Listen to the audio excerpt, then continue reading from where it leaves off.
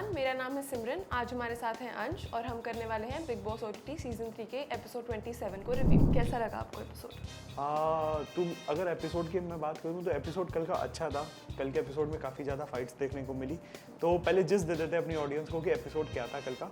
तो basically episode start होता है रणवीर और नेजी की क्लैरिटी से, जब जहाँ पे रणवीर नेजी को क्लियर करते हैं कि why he doesn't see as a captain और उनकी क्यों स्टैंड नहीं लेना चाहते रणवीर, ये होता है। फिर उसके बाद सना की कैप्टनसी भी चली जाती है। फिर हेड ऑफ द हाउस का टास्क आता है जिसमें नया कैप्टन चुना जाता है और वो भी हमें पता चलेगा कौन होता है। फिर आगे जाकर के एक बहुत बड़ी फाइट देखने को मिलती है जो कि साई केतन राव और लव कटारिया के बीच में होती है। उसमें भी दो पर्सपेक्टिव है, उस पर भी हम डिस्कस करेंगे आगे। और नेजी और अरमान की भी फाइट होती है बीच टास्क में। तो ये सब रहा पूरे एपिसोड में, इन्हीं सब पे पूरी स्टोरी घूमती रही। कल के एपिसोड में बात करें ट्विस्ट एंड टर्न्स की, तो ट्विस्ट एंड टर्न्स नहीं आए थे, बट हाँ एपिसोड इंटरेस्टिंग था। तो कैसा लगा सिमरन आपको episode?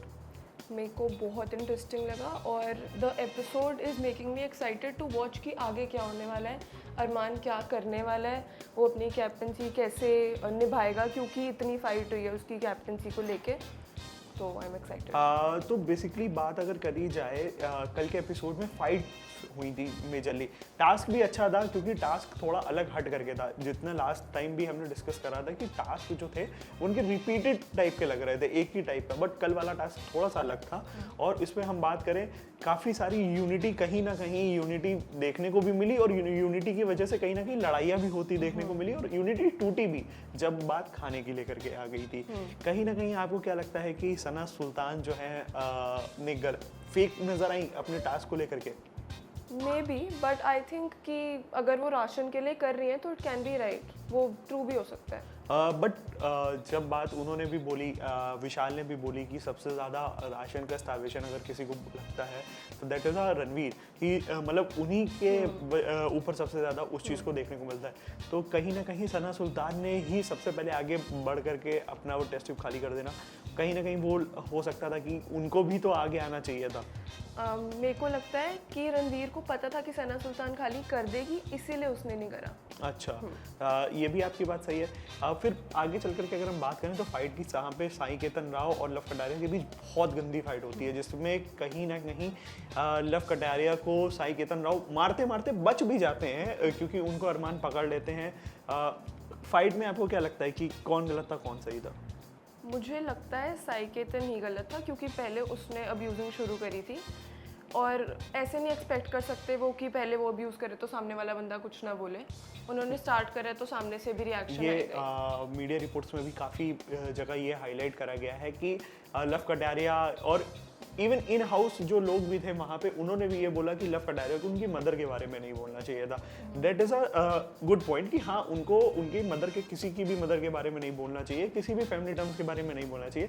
But the major aspect जो सबसे ज़्यादा मिस हो रहा है उस जगह पे, कि सबसे पहले साई केतन राव ने ही स्टार्ट करा था। इवन जो पूरा डिस्कशन हो रहा था साई केतन राव ही उसमें सबसे पहले कूदे थे जा करके। तो ये था।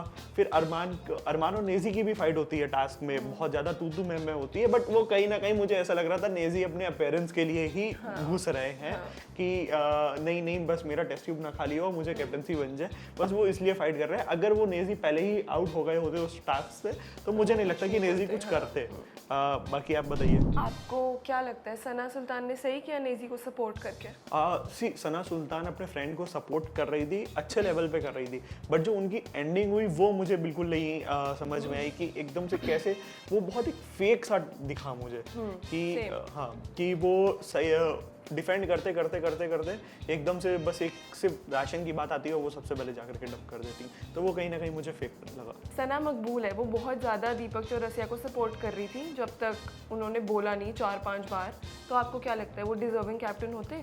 दीपक चौरसिया मुझे लगता है बिल्कुल डिजर्विंग कैप्टन होते और इवन उनको स्टैंड लेकर के आगे भी आना चाहिए था, क्योंकि हमने लास्ट एपिसोड में भी ये चीज़ काफ़ी बार डिस्कस करी है कि दीपक चौरसिया कहीं ना कहीं बिग बॉस से मिसिंग रहे हैं और शायद अगर वो ये टास्क ले लेते तो कहीं ना कहीं वो लाइमलाइट में आते हैं और उनको लोग और देखना चाहते हैं। तो मुझे लगता है कि सना मकबूल ने जो इनिशिएटिव लिया था, उनको पुश कर रही थी, वो बहुत सही कर रही थी, बट दीपक चौरसिया को भी आगे आना चाहिए था। तो ये था रिव्यू आपके लिए बिग बॉस ओटीटी सीजन 3 का। ऐसे ही और भी रिव्यूज़ के लिए बने रहिए हमारे साथ। Thank you for watching.